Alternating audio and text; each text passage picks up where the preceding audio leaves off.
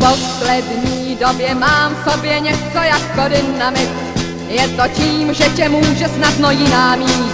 Já tě znám, až moc dobře tě znám. Proto mám strach, že mé srdce do povětří vyletí. Láska má není štěstí, ale prokletí. Doufáš snad, že... Já vím, někdo snad má jiný názor, ale já si myslím, že ze všeho nejhezčí je, když už sedí člověk zase doma, v takové vzácné chvilce poklidu. A z toho celého blázince posledních měsíců jsou už jen vzpomínky.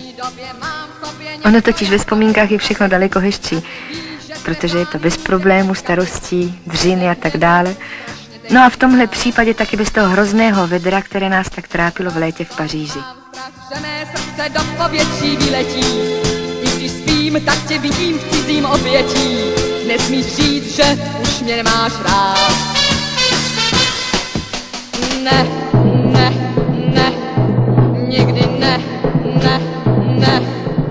Co mám, to si nikdy nikdy nedám už brát.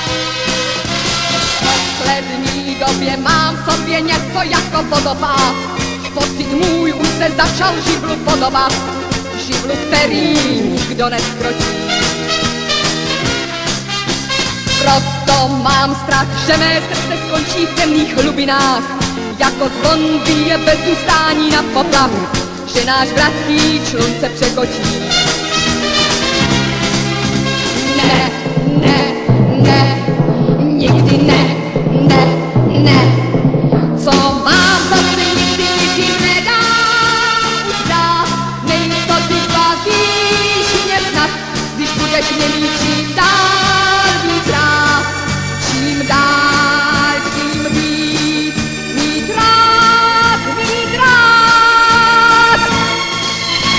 Zůstan tu, vždyť víš, že ty zastavit můžeš ten můj prokletý vodopád.